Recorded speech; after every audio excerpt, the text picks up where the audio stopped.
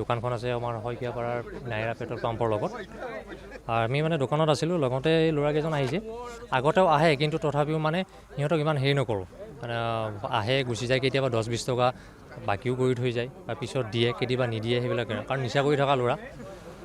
আৰু সিহঁতে মানে আজি কি কৰিছে, মানে আহি স্কুটি দুখন আহিছে, আহি পৰি উঠি মানে বস্তু পিছত খাবলৈ ওলাইছে, ইটোৱে সিটো বস্তু লৈ আকৌ ইটোৱে আৰু এটা বস্তু লয়, তেনেকৈ বাৰু হোৱাৰ পিছত মানে বিল হ'লগৈ সিহঁতৰ 220 টকা।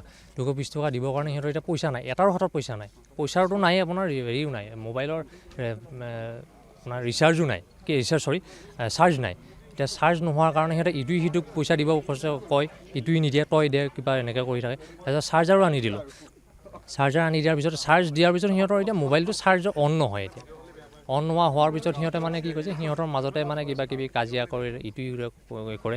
আমাৰ মানে কি হ'ল, বেয়া শব্দ কিছুমান কৈ আছে, বেয়া শব্দ কৈ থকাৰ পিছত মই কৈছোঁ বেয়া শব্দ ইয়াতে নকবি, বাকী তহঁতে পইচা দিব পৰা নাই সেইটো বেলেগ কথা, কিন্তু বেয়া শব্দ নকবি। বেয়া শব্দ যেতিয়া নকবি বুলি ক'লোঁ, কওঁতে সিহঁতৰ মানে লাগি গ'ল, মানে খং উঠিলে সিহঁতৰ। খঙতে কৈছে কি ইমান আমাক হেৰি বুলি ভাবছা নেকি, আমাৰ তাত 6,000 টকা আছে এতিয়া, কি বুলি কয়, এতিয়াই দিব পাৰিম।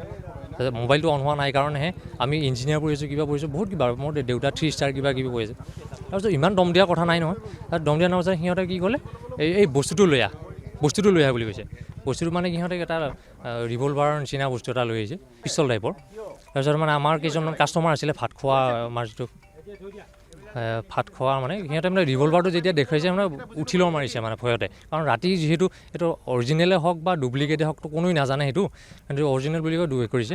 যেতিয়া মানে মানুহখিনি ওচৰ চাপতে সিহঁতে মানে কৈছে, সিহঁতে হাম কাটিছে আৰু হাম কাটাৰ তাৰপিছত মানে আমাৰ ভাইটিয়ে মানে পুলিচত ফোন কৰিলে, থানাত ফোন কৰি আহি কেনে এইখিনি হেৰি কৰিছে আৰু জব্দ কৰিছে। তেওঁলোকে পুলিচে আহি হেৰি পালে, এই যিটো আপোনাৰ ৰিভলভাৰৰ নিচিনা বুলি কৈছিলোঁ সেই বস্তুটো, আৰু আপোনাৰ এই কফ চিৰাপ পাইছে এনেকুৱা। পইচাৰ সেইখিনি আৰু পিষ্টলটো লৈ আহে, বস্তুটো লৈ আহে বুলি কয়, মানে পিষ্টল বুলি কোৱা নাই সিহঁতে, বস্তুটো লৈ আহে, ডিগ্ৰীৰ পৰা বস্তুটো লৈ আহে ইহঁতক, মানে এনেকৈ কৰিম সেনেকুৱাকৈ কৰিছে একদম। হয়, সেইখিনি আৰু হয়, দৰং পুলিচ ৰিজাৰ্ভত পিষ্টল দেখুৱাই ভাবুকি দিছে, কাৰণ শইকীয়াপাৰাতে দৰং পুলিচ ৰিজাৰ্ভখন অৱস্থিত হৈ আছে, আপোনালোকে সকলোৱে জানে। আৰু নেশ্যনেল হাইৱে 15ৰ লগত আমাৰ গাঁৱৰ যুৱক এজন এইখন হোটেল কৰি খাই আছে, আৰু এই দোকানত তেখেতসকলে কিবা খাইছিল, খোৱাৰ বিনিময়ত তেখেতসকলে পে'মেণ্ট যেতিয়া খুজিলে, তেখেতসকলে ক'লে যে মোবাইলত চাৰ্জ নাই। ল'ৰাজনে ক'লে মোবাইলৰ চাৰ্জাৰ আনি চাৰ্জ দি পে'মেণ্ট কৰক বুলি ক'লে। এইখিনিও কথাৰ সূত্ৰপাত লৈয়ে মানে কটাকটি লাগি লাষ্টত কৈছে কি গাড়ীৰ পৰা মালটো লৈ আহা, মাল মানে কি বুজাইছে, মাৰণাস্ত্ৰ বুজাইছে। গতিকে আপোনালোকে চিন্তা কৰক, এই দৰং পুলিচ ৰিজাৰ্ভৰ সমীপত আজি ল'ৰাই আহি 2 নম্বৰ ৱাৰ্ডৰ ল'ৰা বুলি কৈছে এতিয়া, আৰু বাহিৰৰ জাগাৰো আছে, গতিকে প্ৰাণে মৰাৰ ভাবুকি দিছে। এতিয়া সময়ত পুলিচৰ তদন্তত ধৰা পৰিব যে কেনেকুৱা ধৰণৰ মাৰণাস্ত্ৰ কৰিছে। আৰু ধিক্কাৰ দিছোঁ যে আজি আমাৰ এই গাঁৱত আহি, আমাৰ পুলিচ ৰিজাৰ্ভত আহি ল'ৰাই আহি আমাৰ ল'ৰাক প্ৰাণে মৰাৰ ভাবুকি দিবলৈ সাহস কৰিছে। হ'ব দে,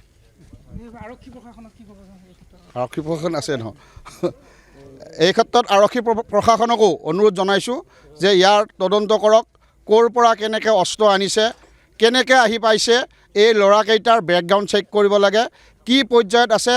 মই যেতিয়া আহি পাইছোঁ, মই এটা ফটো লওঁতে মোকতো পাৰিলে ধমকিয়েই দিছে যে আমি ইনকাম কৰি আছোঁ 19 বছৰ বয়সত, এনেকুৱা ধৰণৰ কথা। এনেকুৱা ধৰণৰ ল'ৰাই পুলিচৰ আগতেই তেনেকুৱা ক'বলৈ সাহস কৰিছে, যদি এই ল'ৰাকেইজনৰ কিমান এটা পৰ্যায় পাইছেগৈ। গতিকে চিন্তনীয় বিষয় যে পুলিচে নিশ্চয় ইয়াৰ ওপৰত তদন্ত কৰক, কেনেকুৱা পৰ্যায়ত কেনেকৈ আহি পাইছে এই তদন্তত ওলাই পৰিব। হয়, ব্যৱসায়িক ভাবুকি দিছে, কাৰণ প্ৰাপ্য পইচা খুজিছে, প্ৰাপ্য পইচাৰ খোজাৰ বিনিময়ত ভাবুকি দিছে। মাল খাই পইচা নিদিয়ে, দাদাগিৰি কৈছে, প্ৰাণে মাৰিম, নহ'লে কি কৰিব, পইচা নিদিব, এনেকুৱা ধৰণৰ সৃষ্টি কৰিছে। গতিকে এইটো বৰ দুখজনক ঘটনা যে আমাৰ দৰং পুলিচ ৰিজাৰ্ভতে আজি এই ঘটনা যদি সংঘটিত হয়, বাকী অঞ্চলত কেনেকুৱা ধৰণৰ পৰ্যায় হ'ব। গতিকে আমাৰ হিন্দু অঞ্চলত এনেকুৱা ধৰণৰ ঘটনা ঘটি আছে। গতিকে মুখ্যমন্ত্ৰী মহোদয়কো অনুৰোধ জনাইছোঁ যে এই বিষয়টো আপুনি দৰঙৰ যি আমাৰ দৰং পুলিচ ৰিজাৰ্ভৰ যি বিষয় হৈছে, এই বিষয়টো আপুনি যাতে সুন্দৰভাৱে তদন্ত হয়, তাৰ ওপৰত যাতে আপুনি নজৰ ৰাখে। যিকোনো খবৰৰ বাবে যোগাযোগ কৰক আমাৰ এই নম্বৰত 9181 307 221।